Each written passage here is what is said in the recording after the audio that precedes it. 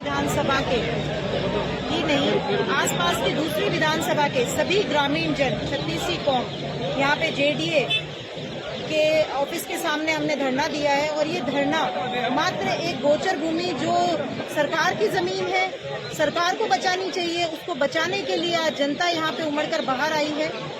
1 महीने और 2 दिन हो चुके हैं इस लड़ाई को लेते हुए। जेडीए 3 सेशन में ये लड़ाई चली। 12 तारीख से 16 तारीख तक मात्र और मात्र जेडीए के पास बार बार हमें आके एप्लीकेशंस देते गए कि अतिक्रमण कर रहे हैं, वो स्टार्ट कर रहे हैं, काम चलता जा रहा है। आज छीन रोपी जा रही है, आज तार लगाए जा रहे हैं, आज पौधे रोपण किए जा रहे हैं। जेडीए की टीम वहाँ पे आती थी, उनके सामने ही वो सारा कार्य उनका होता था और उन्होंने कोई भी तरीके का ना तो जाब्ता लिया। 3 दिन में हमें कहते थे कि बिना जाब्ते का नहीं हो सकता। और 16 तारीख के बाद में 17 तारीख को जब हमने वहाँ पे पूर्णिया की प्याऊ NH 125 के पास में हॉस्पिटल बना हुआ है, उसके बाहर हमने धरना देना शुरू किया। तब उन्होंने वापस हमने कहा कि अब जेडीए की कार्रवाई होनी चाहिए, तो उन्होंने पुलिस जाब्ता मांग लिया। और उसके बाद में उनको लगा कि अब जाब्ता जाएगा तो ये हमें तोड़ना ही पड़ेगा, तो उन्होंने एक बीच का रास्ता किया कि कैसे हम उन अतिक्रमणकारियों को जमीन उनके पास रह जाए और इनके पौधे रह जाए, इनकी तारबंदी रह जाए। तो कुर्की का आदेश निकाल दिया 145 के अंदर। लेकिन कुर्की का आदेश भी वहाँ के SHO रिसीवर के रूप में नियुक्त की गई झंवर SHO, उसने उस कुर्की की कार्रवाई को पूर्ण रूप से नहीं किया। हमको आश्वासन दिया कि 24 घंटे में ये कार्रवाई मैं कर लूंगी और हमने उनकी जबान को मानते हुए, जिसमें ACP अटल जी भी मौजूद थे साथ में, और सभी गांव के 50 गांव के लोग, मौजूदा लोग, सरपंच, जनप्रतिनिधि, ग्रामीण जन सब मौजूद थे। लेकिन उन्होंने वो कार्रवाई 24 घंटे के बाद में भी नहीं की। बात करने पर पूछा गया कि उनके ऊपर प्रेशर है।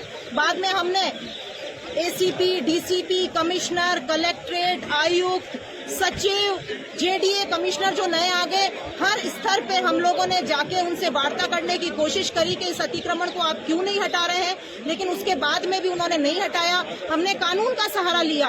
कोर्ट ने भी इसको न्यायपूर्वक मानते हुए जेडीए को बोला कि कुर्की मुक्त है ये जमीन, आप अपनी कार्रवाई करिए और इस अतिक्रमण को तुरंत प्रभाव से हटाइए। उसके बाद हम जेडीसी ने ज्वाइन किया।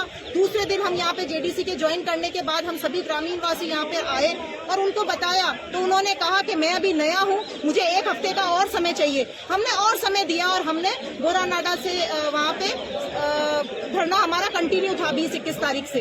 लेकिन उसके बाद में 1 हफ्ते बाद में भी उन्होंने वहाँ पे कुछ 1-2 जगह अतिक्रमण के और भी हैं, वहाँ पे उन्होंने नोटिस देते हुए 13 तारीख को उन्होंने कहा कि जाब्ते के साथ हम लोग वहाँ पे आएंगे और हटाएंगे।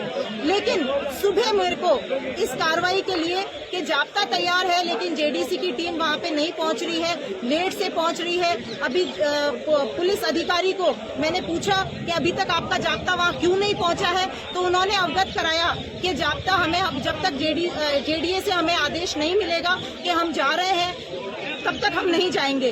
तो मात्र 11 बज गई है, जबकि जब कुर्की का आदेश था उनको मालूम है कुर्की हुई भी है और वो उस अतिक्रमणियों के ना बताओ उनके पक्ष में हुई है, तो जाब्ता 8 बजे आ गया था और 8 बजे उनके सामने भी कुर्की के अंदर वो कार्रवाई, जो पौधे लगाना, शेड लगाना, खाना बन रहा है, टेंट लग रहा है, सब कुछ हुई है। लेकिन यहाँ पे जब कोर्ट का, न्यायालय का जो सर्वोच्च यहाँ पे हम जिसका न्याय मानते हैं कि कानून है, वहाँ पे उसमें उन्होंने 11 बजे तक वहाँ पे किसी भी प्रकार का जाब्ता नहीं गया। 11 साढ़े 11 बजे के बाद वहाँ जाता है, तब तक वो वहाँ पे उनको टाइम दे दिया जाता है कि सामने वाले वहाँ पे बहुत सारी जनसंख्या पे उनको सलाह दी जाती है कि औरतों को बुला के छीनों को पकड़ के खड़े हो जाए। और उसके बाद में जब आज हमने पूछा कि हमने 3 स्टेजेस में अभी तक कार्रवाई कर ली है आप लोगों ने, तब भी आप अपनी सरकारी भूमि नहीं हटा पा रहे हैं, अपनी सरकारी भूमि को अपने पास नहीं ला पा रहे हैं और हम जनता आपकी मदद कर रहे हैं, तो वो हमें कहते हैं, जेडीसी खुद कहता है कि हमें पूछना पड़ेगा।